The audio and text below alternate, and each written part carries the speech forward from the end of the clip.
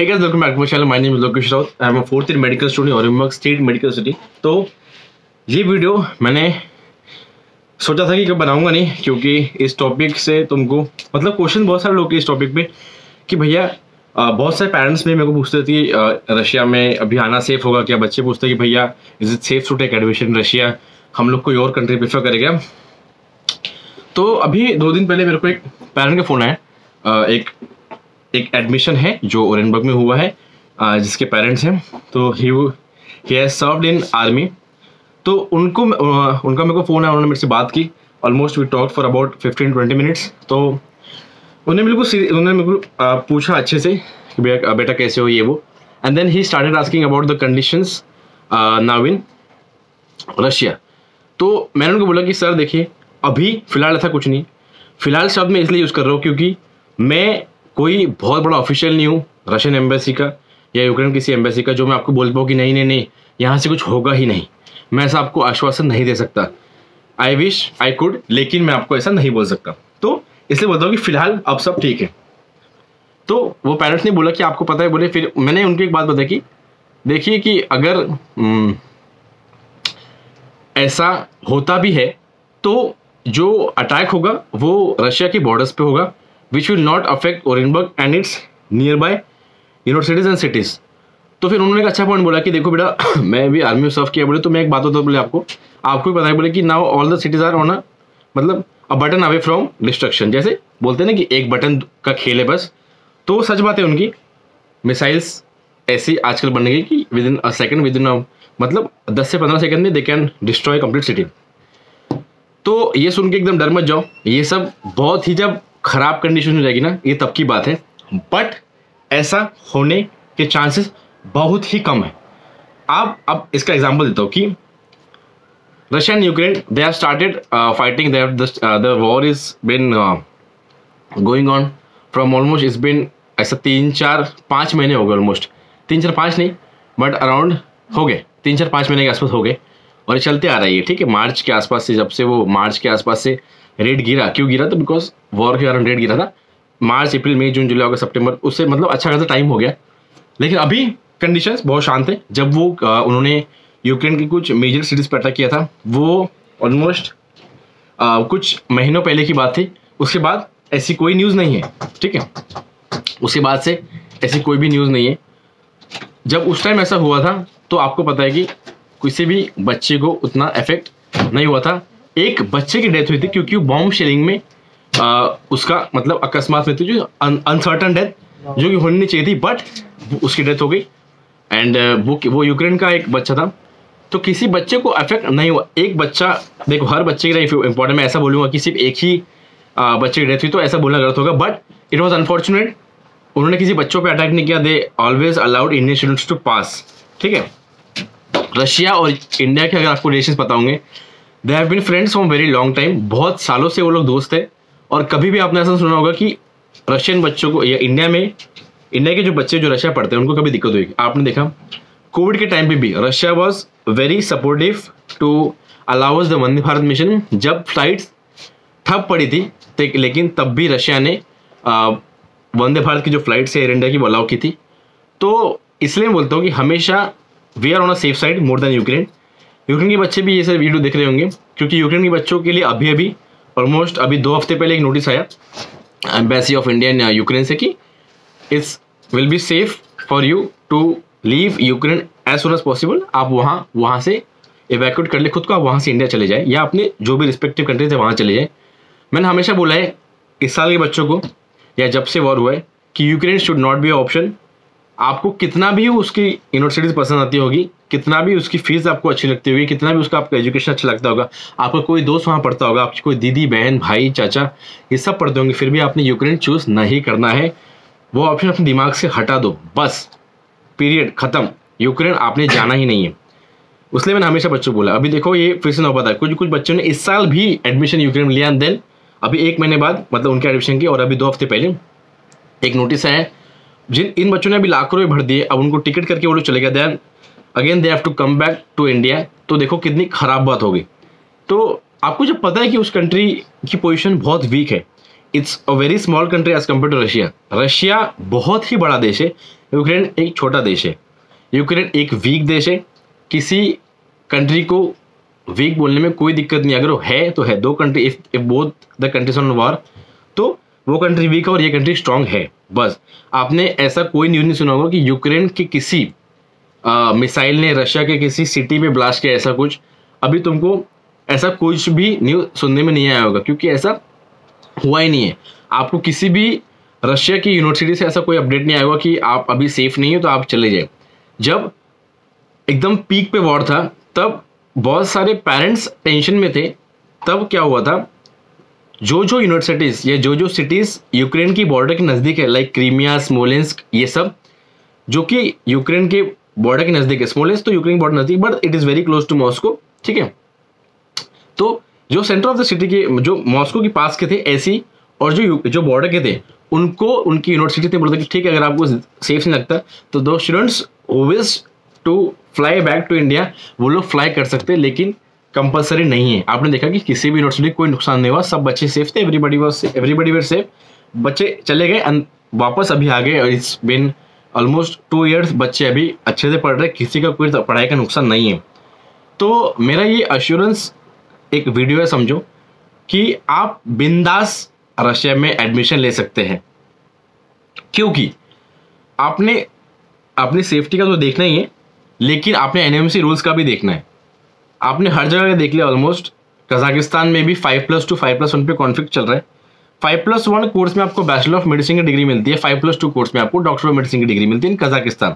आप कजाकिस्तान के जो भी वहाँ के जो लोकल बच्चे हैं जो वहाँ पढ़ते हैं, आप उनकी डिग्री उठा के देखिए, वो 5+2 साल का कोर्स करते हैं, 7 साल का course, and then they get a doctor of medicine degree which is required and which is very essential to be eligible for USMLE and PLAB exam. USMLE PLAB अगर जिन बच्चों को नहीं पता तो यूएसएमएलई एक अमेरिका या यूनाइटेड स्टेट्स का एंट्रेंस एग्जाम नहीं, उनके अगर आप वहाँ क्वालिफाई करोगे then you are able to practice there after 4 years of residentship, ठीक है। जो जूनियर डॉक्टर सीनियर डॉक्टर वो से होते हैं ना, तो 4 साल की रेसिडेंटशिप के बाद आप वहाँ प्रैक्टिस कर सकते हो। प्लैब भी ऐसी कुछ एग्जाम है, बट वो यूके की एग्जाम है, ठीक है। यूएस है, यूके की एग्जाम है। तो डॉक्टर ऑफ मेडिसिन की आपको डिग्री चाहिए if you wish to appear in USMLE and PLAB. और अगर कोई बच्चा अपीयर करने का नहीं भी सोच रहा होगा, फिर भी उसने हर जगह से सोचना चाहिए, ठीक है। यहाँ से 6 साल बाद अगर आपकी इच्छा हो गई, आपको लगा कि यार मेरी पढ़ाई अच्छी हो रही है, मेरे को बहुत इंटरेस्ट आ रहा है, I will be very good doctor, then you are planning to study in US, तो आपके पास हमेशा ऑप्शन होने चाहिए। यार मैं दे सकता हूँ, आपको ऐसा लगना चाहिए यार 6 साल पहले मैंने डिसीजन ले तो लिया कि अब मैं क्या ही यूएसएमएलई दूंगा या क्या ही यूएस जाऊंगा, तो यू नेवर नो। तो आपने हर साइड से पेपर होना चाहिए। बाकी फिर जो उज़्बेकिस्तान है वहाँ पे भी अभी तक कोई बैच पास आउट नहीं हुई है, और कजाकिस्तान, उज़्बेकिस्तान और किर्गिस्तान, ये सब छोटे छोटे देश है and they are very underdeveloped countries, तो वो सब आपकी प्रायोरिटी में ऑप्शन होनी चाहिए। फिलीपींस का भी आपने देखा कि जो बीएस कोर्स है वो उनको एमबीबीएस के कोर्स में नहीं इंक्लूड कर रही है इंडियन गवर्नमेंट। तो जो एमडी का जो ड्यूरेशन है 4 साल 3.5 to 4 years, वो ही एमबीबीएस में काउंट कर रहे हैं। तो लेकिन एनएमसी ने बोला है कि आपकी जो प्राइमरी मेडिकल एजुकेशन है which it should be around 54 months और 1 साल की इंटर्नशिप होनी चाहिए 12 महीने, तो which total account for around 66 months। तो 67 या 66 months का आपका कंप्लीट पूरा कोर्स ड्यूरेशन होना चाहिए, जो कि आपका रशिया में होता है, which is 5.8 years, which includes 1 year internship. अगर कोई कंसल्टेंट आपको बोल रहा है कि रशिया का कोर्स ड्यूरेशन 8 साल हो गया है, तो उसे कृपया मेरा इंस्टाग्राम आईडी दे। उसे बोलिए कि भैया को एक डाउट है, भैया को पूछना था कि 8 साल का कोर्स कैसे है रशिया में, भैया भी दूसरी कंट्री में ट्रांसफर लेना चाहते हैं, क्योंकि भैया को भी कोई शौक नहीं है 2 साल एक्स्ट्रा पढ़ने का। तो आप उनको बोलिए कि लोकेश राउत एक भैया है, थोड़ी बहुत नॉलेज है, 3 साल से वीडियो बना रहे हैं, ठीक है। और उनको बोलिए कि आप एक बार इनके डाउट क्लियर कर दीजिए, फिर मैं उनसे बात करता हूँ कि 8 साल का कोर्स हो कैसा है, मेरे को बता दो। अगर वो लोग बोलते भी है कि 6 साल के बाद 1 साल की इंटर्नशिप करनी है, तो भी 7 साल होते हैं। ये 8 साल का लॉजिक पता नहीं कहाँ से है, 7 साल भी नहीं है। आई अश्योर यू, अभी तक रशिया का कोर्स ड्यूरेशन 5.8 years ही है। 5.8 years is the course duration of Russia which includes 1 year internship, ठीक है। और उसके बाद आपको इंडिया में जाकर इंटर्नशिप करनी पड़ती है। आप किसी भी फॉरेन मेडिकल कंट्री या किसी भी अब्रॉड की कंट्री से मेडिसिन परस्यू करो, आपको इंडिया में जाके नेक्स्ट एग्जाम देने के बाद 1 साल की इंटर्नशिप करनी ही होगी, ठीक है। तो आई होप कि अभी आपके डाउट्स क्लियर हो गए होंगे। मैं थोड़ा अलग टॉपिक से अलग टॉपिक पे चला गया क्योंकि वो भी इंपॉर्टेंट था, मैंने आपको वॉर के बारे में बताना था। मैं और एक छोटी चीज़ ऐड करना चाहूँगा। जैसे इंडिया पाकिस्तान का वॉर होता है, ठीक है, इंडिया पाकिस्तान का वॉर हो गया। इंडिया पाकिस्तान वॉर मतलब वॉर नहीं होता, वो दे जस्ट फाइट ऑन, जो होती है ना अपनी LOC जिसको बोलते हैं, लाइन ऑफ कंट्रोल, जो दोनों देशों को दी जाती है कि आपने इस लाइन के इतने पीछे रहना, इस लाइन के इतने पीछे रहना। कोई भी ऐसी कंट्री बॉर्डर पे होती है कि ये तार है और यहाँ पे रशियन, यहाँ पे पाकिस्तान लोग खड़े हो, यहाँ पे इंडियन लोग खड़े, ऐसा नहीं होता। देयर इज अ लाइन और एक रेस्ट्रिक्टेड रीजन होता है कि आप उस LOC के आप जो उतने पार्ट में एंटर नहीं कर सकते दे, और फिर एक डिस्टेंस से वो लोग फाइट करते हैं। तो आपने हमेशा सुना होगा कि पाकिस्तान ने सीज फायर ब्रेक किया, पाकिस्तान ने सीज फायर ब्रेक किया। तो सीज फायर मतलब क्या होता है? सीज मतलब स्टॉप। जो जब दो कंट्रीज पीस पे है, आपको फायर एक पे नहीं करना है, तो फिर भी पाकिस्तान सीज फायर ब्रेक करता है क्योंकि पाकिस्तान थोड़ा मेंटली डिस्टर्ब्ड है। तो जो मेंटली डिस्टर्ब हो तो उनको चीज़ें समझ में नहीं आती, तो फायर करते हैं। तो उसके जवाब में इंडिया फाइट बैक करता है। तो उस केस में महाराष्ट्र, तमिलनाडु, आंध्र प्रदेश, इन सब चीज़ों पे इफेक्ट नहीं होता। जम्मू एंड कश्मीर पे भी आपने जो भी होता है वो बॉर्डर्स पे होता है, एंड वहीं पे एकदम एक्सट्रीम कंडीशन हो गया तो कोई 1-2 सिविलियंस की मौत होती है। तो अगर फ्यूचर में खुदा ना खास्ता अगर कभी ऐसा हो भी गया, वैसे यूक्रेन की इतनी हिम्मत ही नहीं है कि रशिया वॉर करे, क्योंकि यूक्रेन पता है द डे यूक्रेन ने एक भी ऐसी चीज कर दी, यूक्रेन इतना छोटा और वीक देश है रशिया के सामने कि रशिया के गवर्नमेंट को एक सेकंड का वो थॉट नहीं लेंगे एंड दे डिस्ट्रॉय यूक्रेन। अगर एक भी उसने ऐसी चीज कर दी, जो भी वीक बंदा होता है ना वो डिफेंड करता है, ठीक है। अपने इंडिया पाकिस्तान केस में ऐसा नहीं है, अपन समझदार है उससे डिफेंड करते हैं, लेकिन यूक्रेन के केस में वो लोग डिफेंड ही करेंगे। तो खुदा ना खास्ता अगर हो भी गया कि यूक्रेन ने कुछ कर दिया तो बॉर्डर पे ही होगा। इसीलिए ओरेनबर्ग, पर्म, मारी, कजान, ये सब जो भी सेंटर की जो कंट्रीज है उस पर कोई इफेक्ट नहीं हो। मैं ये भी नहीं बोल रहा कि क्रीमिया, देखो मैं हमेशा बोला है कि क्रीमिया अच्छी यूनिवर्सिटी थी but now it is over crowded, और अभी क्रीमिया में आपने एडमिशन नहीं लेना चाहिए बिकॉज अननेसेसरी 800-900 बच्चों के एडमिशन हो रहे हैं and it is on border. वो एक डिस्प्यूटेड रीजन में गिरता है, आपको उसकी फीस कम पड़ती थी। पहले क्या होता था, क्रीमिया की फीस कम पड़ती थी क्योंकि रूबल और रुपीज इक्वल रेट पे चलता था। अकबर 3 लाख रूबल के आसपास फीस होती थी, लेकिन अभी क्रीमिया की फीस अराउंड 3,15,000 रूबल है, विच टोटल अकाउंट्स फॉर लगभग 4 से 4.25 लाख रुपए। अगर आप रूबल का रेट अभी देखोगे तो आपको 3.25 से 3.5 लाख रूबल खरीदने के लिए 4 से 4.5 लाख रुपीज डालने पड़ते हैं, जो कि ऑलमोस्ट ओरेनबर्ग की फीस के हिसाब से हो गया। आपको यहाँ पे डॉलर्स में पेमेंट करनी पड़ती है, तो आपको पर ईयर यहाँ पे 4,85,000 पड़ता है। अभी रिसेंट के डॉलर रेट के हिसाब से 4,85,000 आपको पड़ता है। लेकिन आप देखो, आप जितनी भी यूनिवर्सिटीज है जहाँ पे रूबल में फीस पे होती थी, वहां पे सब में अभी फीस बढ़ चुकी है क्योंकि रूबल महंगा हो गया है। इसीलिए आपने डिस्प्यूटेड एरिया में एडमिशन नहीं लेना चाहिए। चूज सेफ यूनिवर्सिटीज, थोड़ी महंगी होगी चलेगा, बट आपकी डिग्री को कोई भी हार्म नहीं होना चाहिए। तो आई होप कि वीडियो आपको अच्छी लगी होगी। इसने आपको एश्योरेंस दिया होगा कि हाँ भैया हम लोग अभी एडमिशन ले सकते हैं। अभी भी एडमिशन प्रोसेस चालू है, अगर आपको ओरेनबर्ग में कराना हो तो आप कर सकते हो, ठीक है। अगर आपको बाकी डिटेल्स अगर आपको चाहिए एडमिशन की तो मेरे को पर्सनल टेस्ट करो। बहुत सारी यूनिवर्सिटीज में अभी भी एडमिशन चल रहे हैं, दिसंबर तक एडमिशन चलते हैं, ठीक है। लेकिन यहाँ से जैसे बशकीर के एडमिशन सभी क्लोज हो चुके हैं, आप बशकीर में एडमिशन ले सकते। तो ऐसी डेट्स होती है, ओरेनबर्ग की इज अबाउट टू क्लोज, लेकिन बाकी नॉर्दर्न स्टेट यूनिवर्सिटी है, ठीक है, समारा है, ऐसी कुछ यूनिवर्सिटीज है।